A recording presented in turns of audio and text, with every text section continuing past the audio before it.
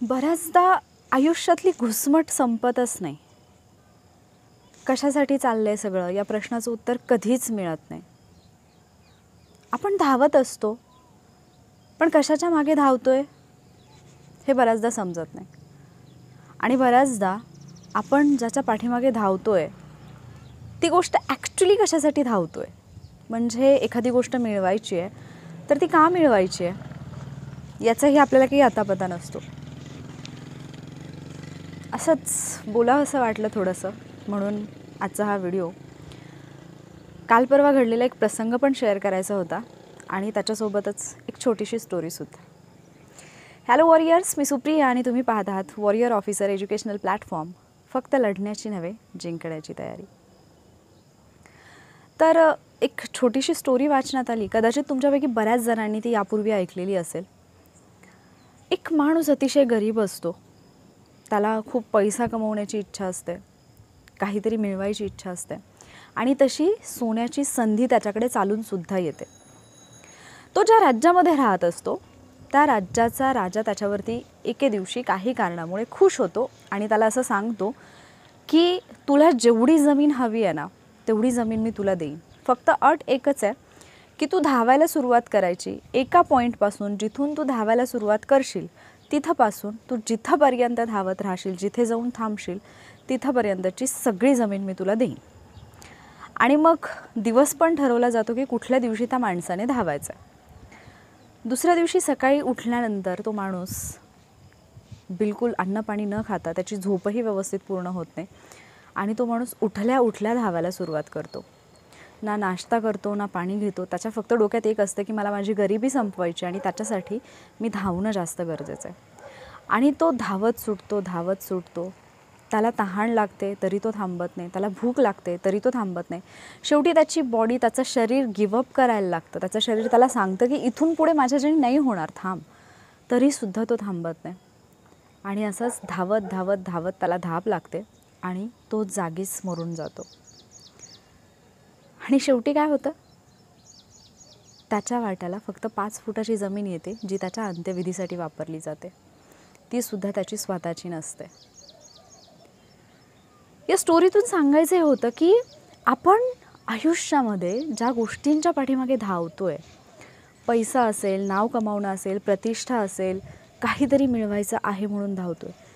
पण बऱ्याचदा आपण ह्या ज्या गोष्टींसाठी, म्हणजे ज्यांच्यासाठी हे करतोय, मोस्ट ऑफ द टाईम आपण आपल्या फॅमिलीसाठी हे सगळं करत असतो, पण आपण फॅमिलीसाठीच वेळ देत नाही. बऱ्याचदा या सगळ्या धावपळीमध्ये आपण स्वतःसाठीच वेळ देत नाही. आपल्याकडे स्वतःसाठी, स्वतःच्या शरीराकडे पाहण्यासाठी, स्वतःच्या तब्येतीची काळजी घेण्यासाठी बिलकुल वेळ नसतो. ना आपण स्वतःला वेळ देतो, ना आपण स्वतःची काळजी घेतो. आणि ज्या फॅमिलीसाठी आपण हे सगळं करतो आहे, आपण कधीकधी त्यांच्या भावनांची सुद्धा कदर करत नाही. आपण त्यांना दुखावतो आहे किंवा आपण त्यांना वेळ देत नाही, ही छोटीशी गोष्टसुद्धा आपल्या लक्षात येत नाही. तशी तर लक्षात येण्यासाठी छोटीशी गोष्ट आहे, पण फार मोठा असर करणारी गोष्ट आहे. एका शांत जागी बसा हा व्हिडिओ झाल्यानंतर आणि स्वतःला काही प्रश्न विचारा. मी पुरेशी झोप घेत आहे का खरंच आयुष्यात? जे लोक माझे आहेत किंवा जी माझी फॅमिली आहे, जे माझे जवळचे लोक आहेत, मी त्यांच्यासोबत काही क्वालिटी टाईम स्पेंड करत आहे का खरंच?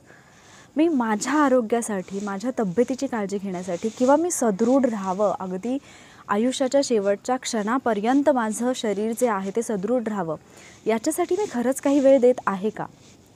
आणि जे काही मी सगळं करत आहे याच्यातून मी खरंच समाधानी आहे का?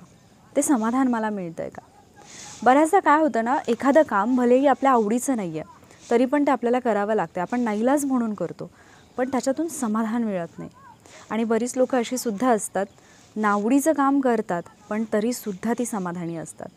मग आयुष्यामध्ये तुम्हाला नक्की काय हवं आहे? कुठेतरी खूप छान कोट वाचलं होतं की सक्सेस जे असतं ना ते असतं जे बाकी लोक डिसाईड करतात. म्हणजे तुम्ही सक्सेसफुल झालाय की नाही हे बाकीची दुनिया डिसाईड करत असते. पण कॅन यू हिअर दॅट? भयानक वीज चमकली. ओके. पण आपलं जे सॅटिस्फॅक्शन असतं ना, समाधान जे असतं ना, ते आपण स्वतः डिसाईड करत असतो. त्यामुळे आयुष्यात सक्सेसफुल होण्याऐवजी सॅटिस्फॅक्शन मिळवण्यासाठी प्रयत्न करा, म्हणजे समाधानी होण्यासाठी प्रयत्न करा. आणि तुम्ही एकदा समाधानी आयुष्य जगायला लागलात ना की यश आपोआप तुमच्या पाठीमागे येतं. तुम्ही समाधानी दिसायला लागलात की लोक तुम्हाला सक्सेसफुल मानायला लागतात. पण फक्त सक्सेस सक्सेस सक्सेस करून सगळं काही मागे सोडायचं आणि पळत सुटायचं, हे कुठेतरी थांबायला हवं. एक दुसरा जो किस्सा मला तुमच्यासोबत शेअर करायचा होता, जो अनुभव काल परवा मी घेतला.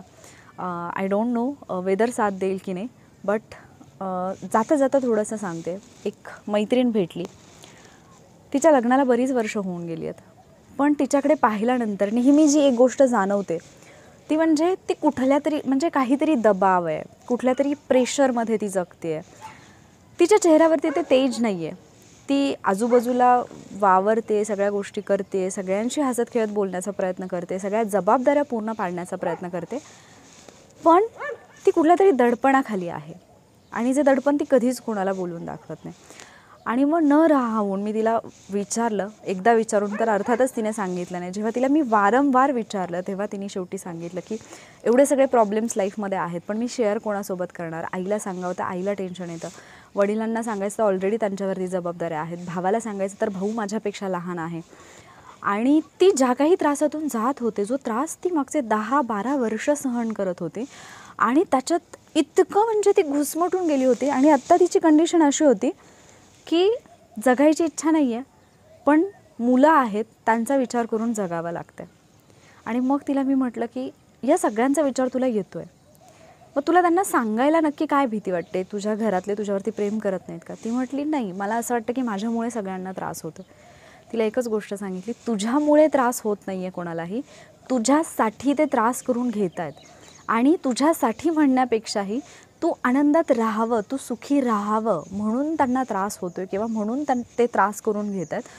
आणि जर तुला त्यांच्या त्रासाची एवढी काळजी असेल तर तू खरंच आनंदी राहायला पाहिजे. अर्थात बोलणं सोपं होतं, पण त्या सगळ्या अनुभवातून तिने बाहेर निघणं आणि त्या सगळ्या गोष्टी फेस करणं हे तिच्यासाठी खूप डिफिकल्ट होतं. पण एकदा तिचं मन कुठेतरी मोकळं होणं गरजेचं होतं, कारण ते इतक्या वर्षाचं साचलेलं जे काही होतं ना, ते जर बाहेर नाही पडलं तर तिची हालत फार खराब होणार होती. आणि मग फायनली तिने सुद्धा थोडी हिंमत केली, डिसाईड केलं की जे काही मनात साचलं आहे ते आपण एकदा बोलूयात, मोकळे होऊयात. आणि ती तिच्या भावाजवळ, तिच्या फॅमिलीजवळ सगळ्या गोष्टी बोलली. त्याच्यानंतर तिची फॅमिली खूप खंबीरपणे तिच्या पाठी उभी राहिली. तिने तिचा संसार सोडावा किंवा त्याच्यातून बाहेर पडावं असं काही नाही झालं. पण एक बदल मात्र नक्की झाला की ती थोडी तरी ओपन व्हायला लागली, ती हसून खेळून राहायला लागली, सगळ्यांसोबत मिळून मिसळून मनापासून आनंदी राहण्याचा प्रयत्न करू लागली. बऱ्याचदा आपल्याला जी गोष्ट त्रास देत असते, ज्या गोष्टीमुळे आपण अगदी असे आतल्या आत घुसमटत असतो ना, त्या गोष्टी बोलणं गरजेचं असतं आणि आपल्या माणसाजवळ बोलणं गरजेचं असतं.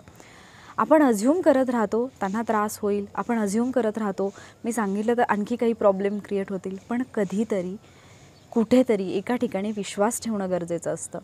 आणि जे मी सांगितलं की आपण धावतोय, आपण पळतोय, आपण सगळं काही करतोय, पण हे सगळं करतोय कशासाठी हे कुठेतरी समजणं, ते जाणून घेऊन त्याच्यासाठी म्हणजे ज्या गोष्टीसाठी एवढी सगळी धावपळ करतोय त्या गोष्टीवरती सुद्धा विचार करणं आणि त्या गोष्टीला वेळ देणंसुद्धा गरजेचं असतं. जसं की फॅमिलीसाठी जर एवढे आपण पळत असू तर फॅमिलीला वेळ देणंसुद्धा गरजेचं असतं.